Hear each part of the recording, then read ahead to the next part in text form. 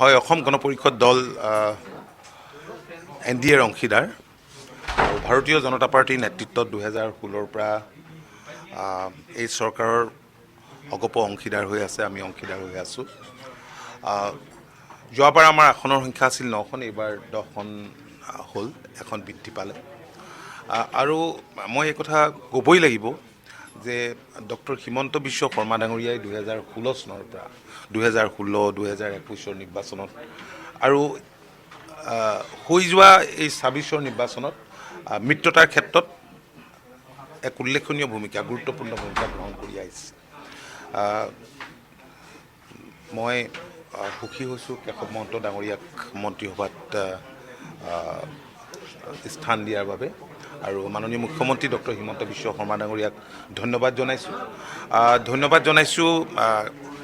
অমিত শ্বাহ ডাঙৰীয়াক কাৰণ অমিত শ্বাহ ডাঙৰীয়াই প্ৰত্যেকবাৰে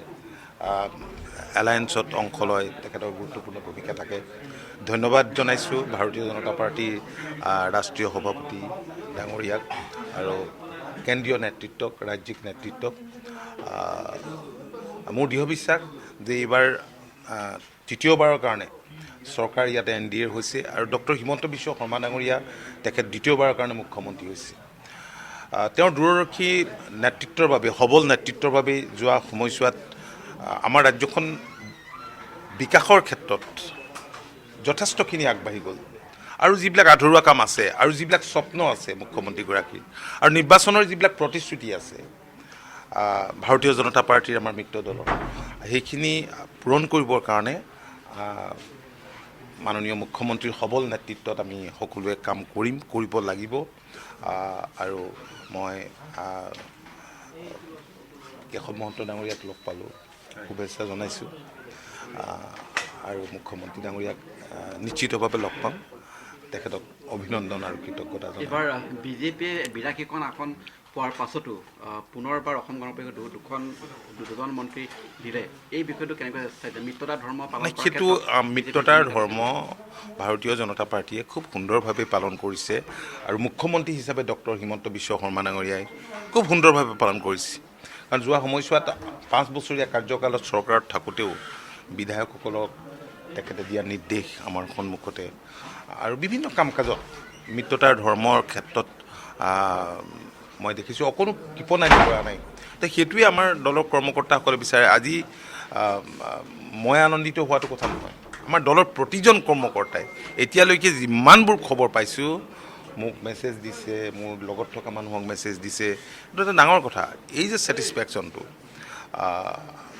এইটো এটা ডাঙৰ কথা আৰু শপত গ্ৰহণ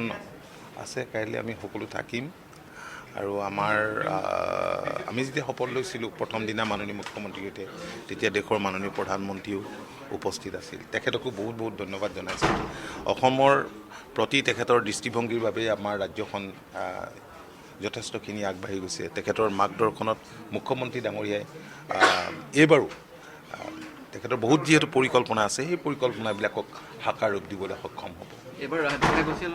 অতুল বৰা আৰু কেশৱ মহন্ত দুয়োজন অতি ভাল বন্ধু বা সতীৰ্থ প্ৰথমে মন্ত্ৰী আপুনি পালে এনেকুৱা এটা সম্ভাৱনা আহিছিল যে হয়তো কেশৱ মহন্ত ডাঙৰীয়াই নাপাব এই বিষয়ত কেনেকুৱা মই নিশ্চিত আছিলোঁ কাৰণ মুখ্যমন্ত্ৰীয়ে যি কথা দিয়ে সেই কথামতে কাম কৰে কাৰণ 2016 আৰু 2021 কিন্তু আপোনালোকে সুধি থাকিলেও মুখখন খোলা নাই এনেও মোৰ লিপছটো অলপ টাইট কিন্তু তেওঁৰ ওপৰত থকা বিশ্বাস আৰু বিশেষকৈ অমিত শ্বাহ ডাঙৰীয়াৰ সৈতেও কথা বতৰাবিলাক যিহেতু কৈছিল তেখেতে সেইখিনি নিশ্চিত বুলি কোৱা আছিল গতিকে যোৱা সময়ছোৱাৰ আমাৰ যিটো অভিজ্ঞতা সেই অভিজ্ঞতাৰ পৰা আমি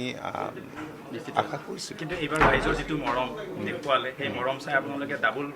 একদম ডাবুল নহয় তাতোতকৈ বেছি আমি কাম কৰিব লাগিব হিয়াও জাৰি কাম কৰিব লাগিব প্ৰত্যেকে কাম কৰিব লাগিব কাৰণ আমি দল কৰিছোঁ বা এতিয়া চৰকাৰত মন্ত্ৰী হৈছোঁ তো মই ৰাইজৰ এজন সেৱক আৰু দল যে কৰিছোঁ মূল কথা হ'ল যে সেৱা কৰাৰ এক মাধ্যম হিচাপে লৈছোঁ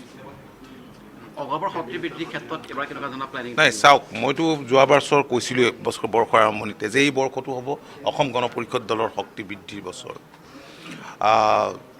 তো সেইটো আপোনালোকে নিজেও এনালাইচিছ কৰিলে দেখিব হয় আমি আসন বহুত জিকিব পৰা নাই কিন্তু আসনবিলাকৰ যিটো জনগাঁথনি যিবোৰ চিটত উঠিছোঁ গতিকে সেই হিচাপেতো মই ভাবোঁ যে ঠিকে আছে বাকী ঠিকে আছে এতিয়া কাম কৰিব লাগে সেইটোৱে মোৰ কথা আৰু এটা কথা মই লগতে আজি নৱনিৰ্বাচিত যিসকল মানে মন্ত্ৰী সভা মন্ত্ৰী সেই আটাইকে মই আন্তৰিক অভিনন্দন জনাইছোঁ আৰু এটা টীম হিচাপে মুখ্যমন্ত্ৰীৰ নেতৃত্বত আমি কাম কৰিবলৈ সকলো সাজু হ'ব লাগিব মই অসম গণ পৰিষদ দলৰ হৈ মাননীয় মুখ্যমন্ত্ৰী ডক্টৰ হিমন্ত বিশ্ব শৰ্মা ডাঙৰীয়াক বহুত বহুত ধন্যবাদ আৰু কৃতজ্ঞতা জনাইছোঁ ডক্টৰ শৰ্মা ডাঙৰীয়াই 2016 চনৰ পৰা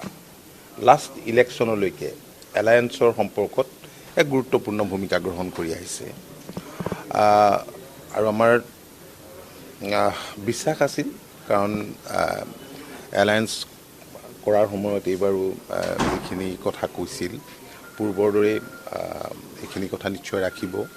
আৰু অমিত শ্বাহ ডাঙৰীয়াৰ সন্মুখতো কথা বতৰাখিনি হৈছিল অমিত শ্বাহ ডাঙৰীয়াকো বহুত বহুত ধন্যবাদ জনাইছোঁ ভাৰতীয় জনতা পাৰ্টীৰ ৰাষ্ট্ৰীয় সভাপতি